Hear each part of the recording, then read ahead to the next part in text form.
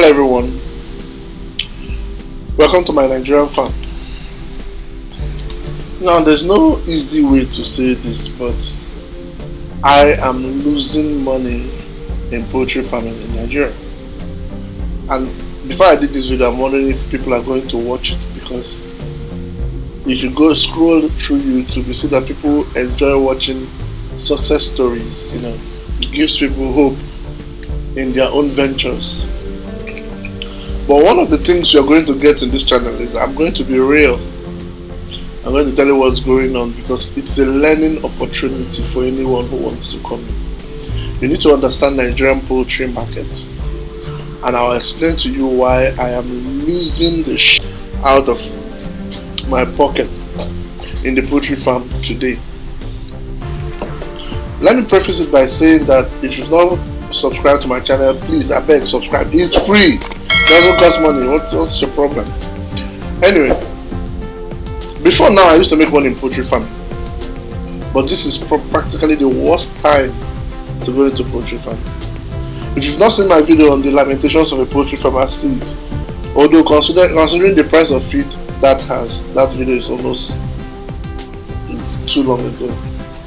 But what is happening now is, and let me explain it for those who come into farming, who want to go into farming for the first time. You need to understand the undulations of the market.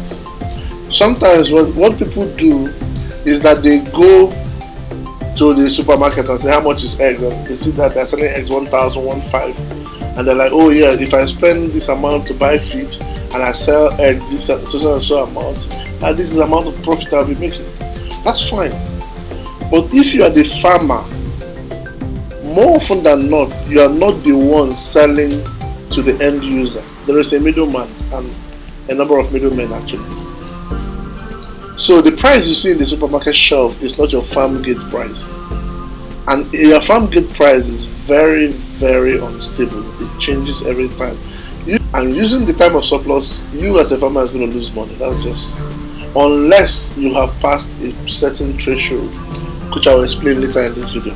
I'll explain to you why there's a level you will reach, and no matter what, you're not going to lose money. But if you're still a beginner farmer, you are definitely going to lose money when there's egg surplus.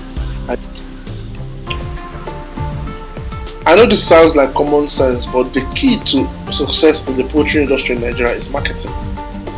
It sounds like common sense, but most people don't really market their eggs before they even start producing those eggs. So let me explain it to anyone who don't understand.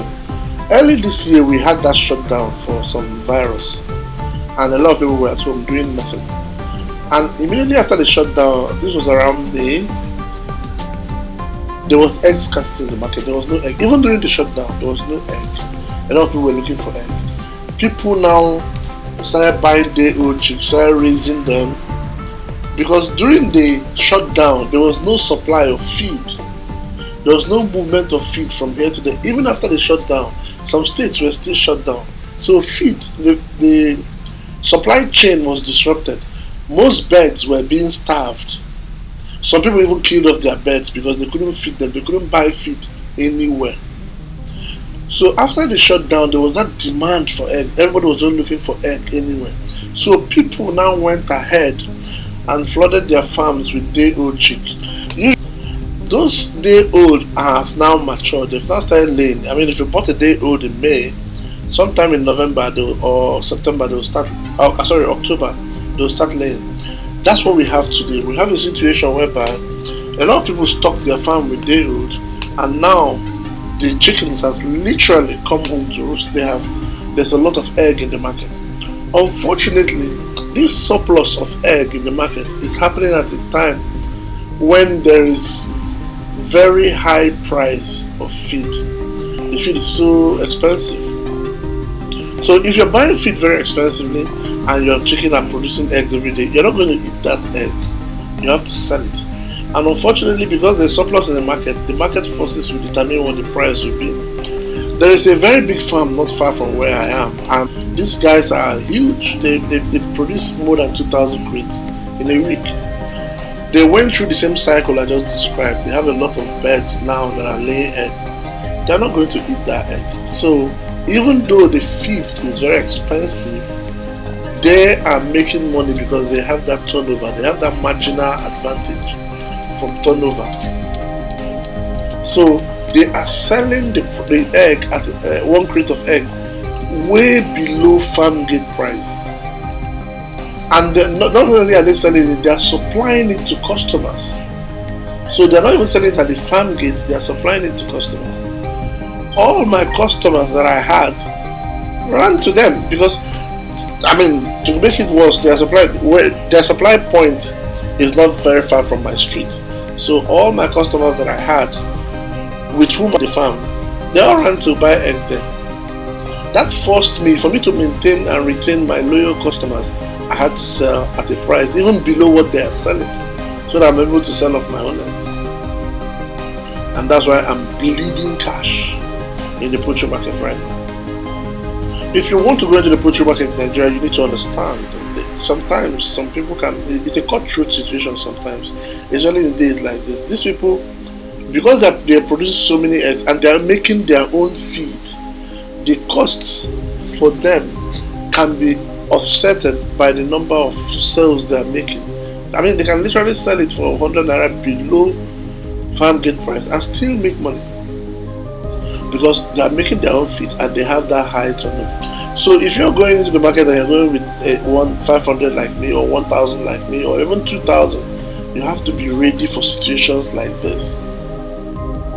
You have to be ready for situations like this. And you cannot underfeed your chicken because they will produce even tiny eggs. And if they start producing tiny eggs, then even the customers, even if you sell it for peanuts to the customers, they're not going to buy it. Because those eggs are tiny.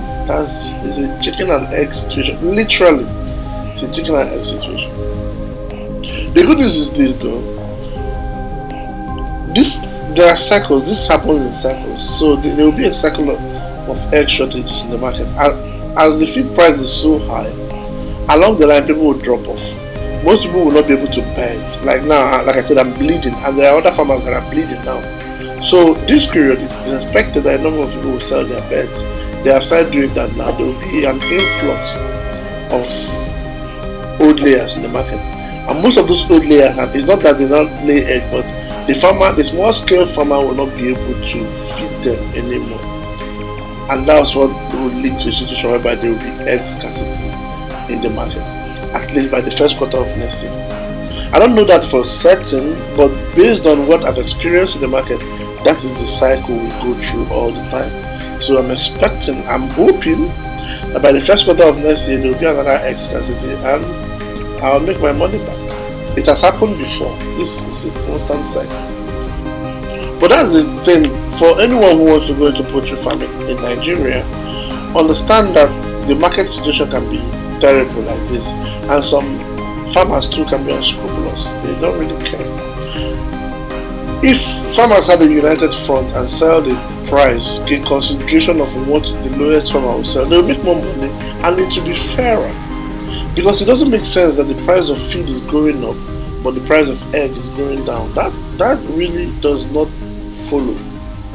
But the thing is that everybody is struggling to keep their customers. There's no united front, and because of that, this is the situation we face. The smaller farmers, first of all, will be dropped off, and these big farms, they have enough leverage, they have enough turnover to keep them in the market for a while until the small guys fall off, and they will now make a killing during egg scarcity. It works well for them, So that's it, guys. Spare a thought. If you're eating egg this time, spare a thought for me and other farmers that are going through the same thing. We went in there as a business to feed the nation. We could have used that money to do something else, but we went in there as a business to feed the nation and create employment. It's just not fair that we're losing money like this. So spare a thought for us. One of the things you can do is to at least subscribe to my channel. Again, it's free. It doesn't cost any money.